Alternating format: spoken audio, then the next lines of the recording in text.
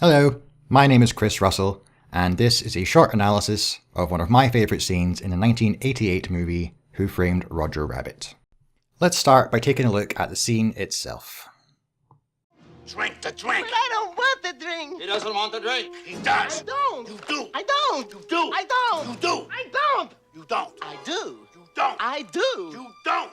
Listen, when I say I do, that means I do!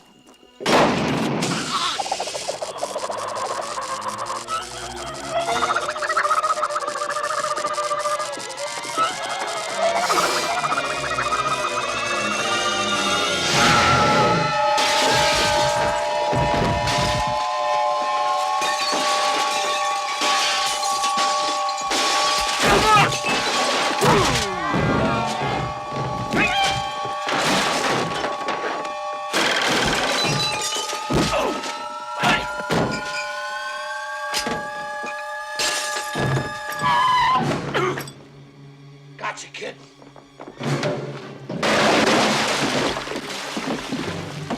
Come on, Eddie, let's get out of here! Mama, yes! So throughout this analysis, I would really like to focus on the interactions between the live actors and the toons. So as you can see in this slowed down footage, both Eddie and Roger are maintaining constant eye contact. This is essential in conveying to the audience that Roger is physically present in the scene. And there is also a constant back and forth, which is both dynamic and engaging. Even when Eddie looks away, his eyes are immediately focused back on Roger. This time, let's focus on Judge Doom, and watch how he interacts with both Roger and Eddie. Again, he barely breaks eye contact, and his arm both follows and reacts to Roger's gestures and weight. This is primarily influenced by the mime training that all the main cast went through prior to filming, as well as a testament to the animator's own skills. Moving on, let's look at Roger's transformation. Judge Doom reacts very well to Roger's violent gesturing, moving in a way that clearly illustrates his struggle to keep hold of Roger. Eddie's expression is both priceless and an excellent indication that while he knew vaguely what would happen should Roger take the drink, he didn't plan for the very volatile reactions of Roger. This time, let's look more closely at Roger. Right from the start, Roger demonstrates strong use of squash and stretch techniques, as well as a fairly violent level of gesturing primarily driven from his head. Also, throughout this scene, Roger's ears clearly develop a mind and performance of their own, which only adds to the scene as a whole. Now for the fight scene, let's focus on Eddie. Eddie acts beautifully throughout this scene. His facial expressions are always on point, whether he is attacking or being attacked. Also, pay close attention to the feeling of force he conveys. This is another prime example of the mime training really proving its worth. This time, let's slow it down and focus on the Toon Patrol. Each of the weasels move and attack in a way that clearly reflects their personality. Greasy strikes first, trying to make the most of the opening given to him. He's followed by Stupid, who lumbers clumsily at Eddie with his bat. Then comes Psycho, who with little regard for his own well-being charges straight in. Wheezy is entirely ineffective and is taken out straight away, while Smartass proves his status as leader by actually landing a few hits on Eddie. In regards to their animation, I think the main thing to take notice of is that the driving force behind all of their animations is their point of contact with Eddie.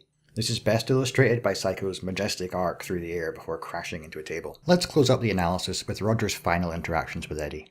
Despite there being nothing in the scene for Eddie to hold, his mime training once again proves its worth when Eddie catches Roger right as he is about to fall into the barrel of the dip. Throughout this short sequence, Eddie always manages to convey to the audience the weight of Roger and the impact Roger has on his own balance. For me, this sequence alone was enough to convince me that Roger was there all along. As a closing note, let's talk about why I chose this footage and what it means to me in my work.